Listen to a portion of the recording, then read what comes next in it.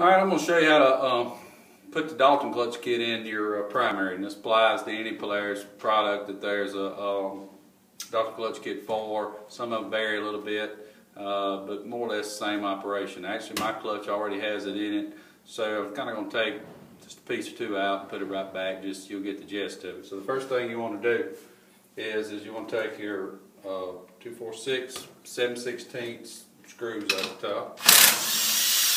I usually have some washers here, so don't lose them. They normally come off with a bolt.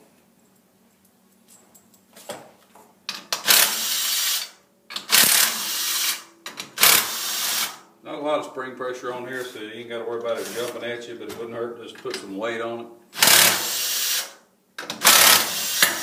You can see it drop down.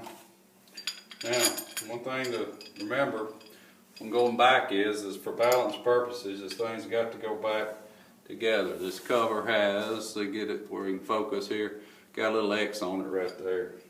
Alright, now, find the X on this. Okay, the X we're going to line it up with is barely, really hard to see. It's going to be on one of the legs of the spider. Camera might not even catch it, but it's right there. You'll have to put it back. When we go back together, we will put that one on that X. Okay. So this is your stock setup. We're going to get a Allen head. Yeah, I've got some kind of cheap Allen head, but probably indicative of what most of you guys will have. Alright, I'm going to hold the screw, and I'm going to take a 10mm, take the nut off. We're going to slide the bolt out. May take some adjusting here. Alright, now grab a pair of pliers. Now, my Dalton already has little washers in it. You won't have to worry about this taking yours out. But pull that out, reach in, grab your weight. In my case, I already got these little washers. But in your case, here's a stock weight, and you just simply put it out. Now, I'm going to show you how to adjust the weights. Your kit is going to come with several rivets. There's going to be solid pieces, solid aluminum, solid steel, just various things. But when you look in your kit, it's going to tell you which one to use for whatever you got going on. And now what I do here in the shop, over behind me, you can't really see, it's a press. And I'll put the rivet in. You need to put them in all the weights, the same direction. You put them in, and then mash them on the other side. I do a press. You can do it with a vise, but basically the main thing is to get the little rivet in. Also, the set screws that come in the kit, they go in the heel of the weight. I typically don't put any of these in until I got my weight in my primary. Okay, so we simply moved our stock one, and like I said, in our particular kit, comes with washers. All kits, you know, for 800s and different things may or may not have it. So some of this, the basic operation is the same for all these Polaris models, it's just some parts may vary.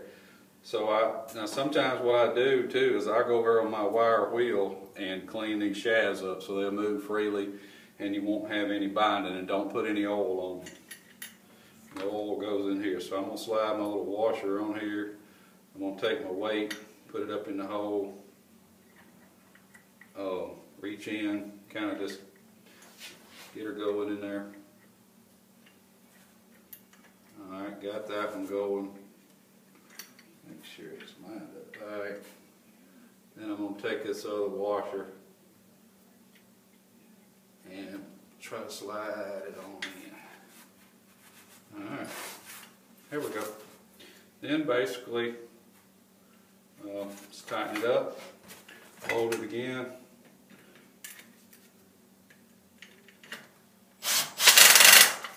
Alright, tighten it up, good to go.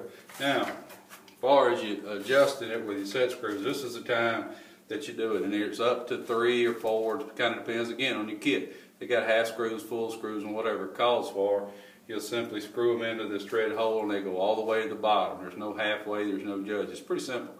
And so my kit called for 3 set screws. I have 26 912 tires on the rear. That made my RPM go up over stock. So I actually went by the 25-inch tire setting, because I knew that RPM shot up due to the lighter weight. And sometimes you can go directly by the kit if you've got the normal size tires. If I had 26 12-12s, I could have went with what it called for, and I believe it was 2 set screws. But because they were much lighter, I knew to go down. If you have any questions on any of that, feel free to call. So our weights are in, and you just repeat all 3, set your set screws in, our aluminum rivet in, take the spring that comes in the kit, put it back on, get your plate, and then find our X there, find our X here, and tighten it back up. And sometimes you gotta just press down, get it started.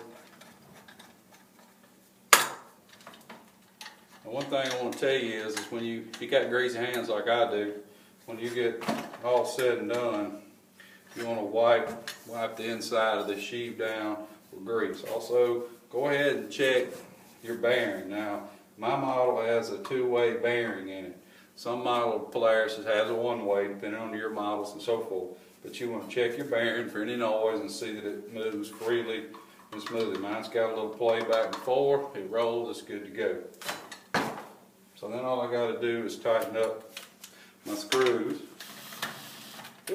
Get the right socket on, so back to my 7/16 crosshatch. A little bit of time.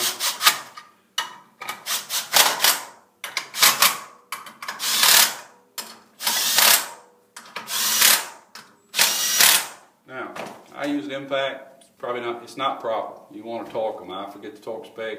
But as with most anything I do here, it's the instructions here, not necessarily what tool to use. I might not always use the right one, but do the operation. But you very much need to use a torque wrench and torque over things. I believe these were like, I don't want to speculate. I can tell you that the bolt that goes back in here on this XP 900, I believe, is 96 foot-pounds. But again, check it with a service manual and do that. I use an impact. I've gotten away with it. That doesn't mean I'm telling you to do it.